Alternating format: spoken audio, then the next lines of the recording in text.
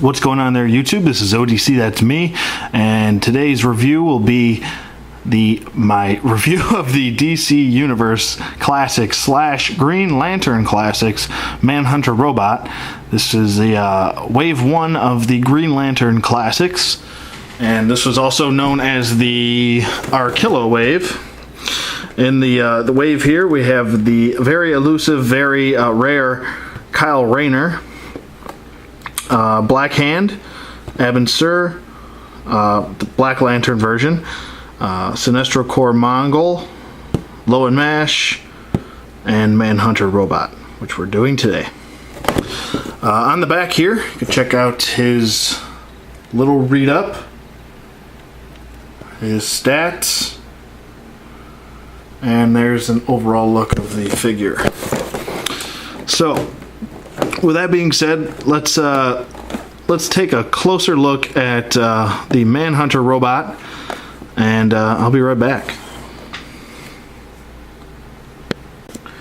And here we have Manhunter robot out of package, and there's some pros and some cons to this figure. This figure kind of leaves you with a little bit of an odd taste in your mouth, I think, if I could use that phrase. He's not a very well-known, I mean, unless you're a big Green Lantern fan, he's not very well-known, but he is a part of the DC Universe history.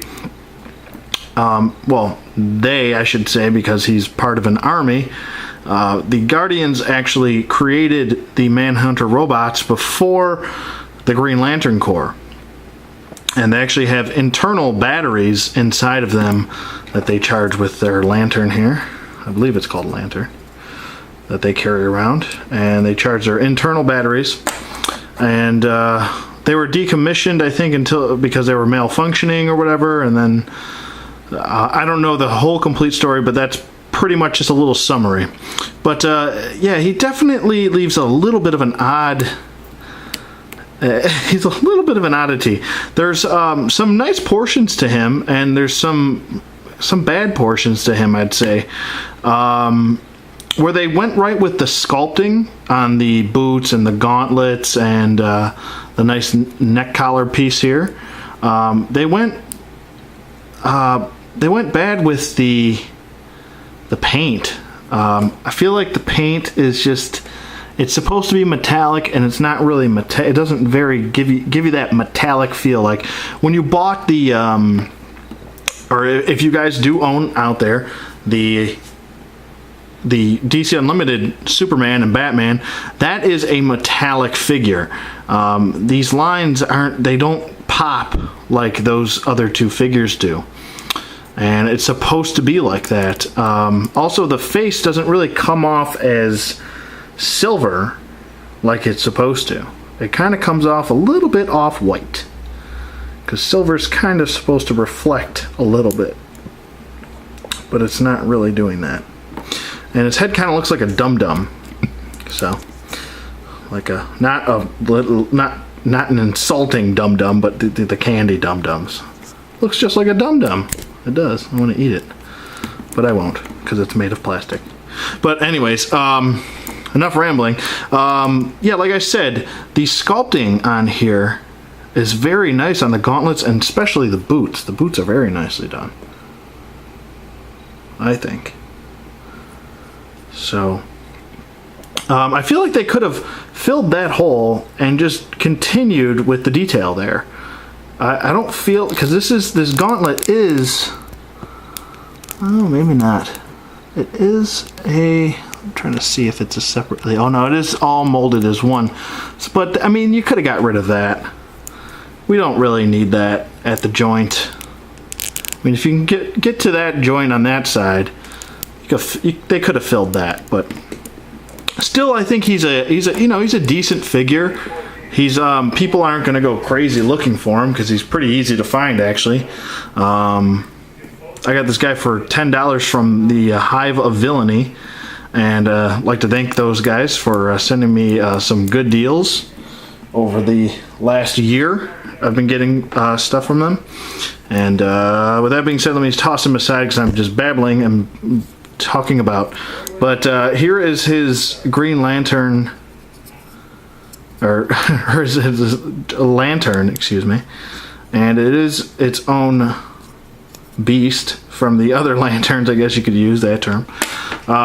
He also comes with the upper torso of Arquillo. So if you're trying to finish Arquillo, this guy you'll have to get him unless you want to buy the piece separately on eBay, which is basically what pretty much people are doing now.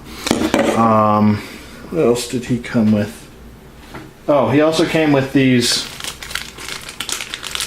3D goggles that look like a Green Lantern mask that you're probably never going to use. So this is probably just I don't know, if you don't have a 3D television, I don't even think this works on a 3D television, but this was to play the game, the Green Lantern, because this line came back out in 2010, so it's 3 years old and whatever. But yeah, I don't know. I like the sculpting. Not a big fan of that. There's no paint on the back, no continuation. But let's get to his articulation here, because I don't want this review going on too long. His dum-dum head moves all the way around, does do a full 360. His arm goes up, down, does do a full 360. He has a bicep swivel, single bend at the elbow, which is kind of hindered by his gauntlet here, and a wrist rotation. He has an ab crunch, waist swivel, T-jointed hips that are a little stiff. Don't want to snap the hips, so I'll use that one. It goes out, forward, and back. Thigh swivel, double jointed knees, which is nice, and ankle hinge going for up and down. So there you go. There is the Manhunter robot in all his glory.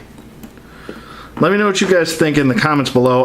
If I had to rate this figure, probably gonna give him a 6.5. Is he absolutely needed for a person that doesn't really that isn't a big Green Lantern fan, or doesn't want to fully complete your collection? Although he is a cheap figure, and he's very easy to find, I can't recommend him, to be honest with you. I got him because I'm a completist and I want to have every single figure from the DC Universe Classics line. So that's why I got him, and to also finish my Arquillo, and I also have the leg here, and that's about it. So trying to catch up here. So 6.5, I'm rating it. They could have done a little bit better with the paint, the face sculpt. Although he is a robot, so he's not supposed to be the most detailed face, but 6.5, sticking to it. I'll give it a thumb, one thumb. And let me know what you guys think in the comments below, whether you disagree or agree. Rate, comment, subscribe, and I'll see you guys on the flip side.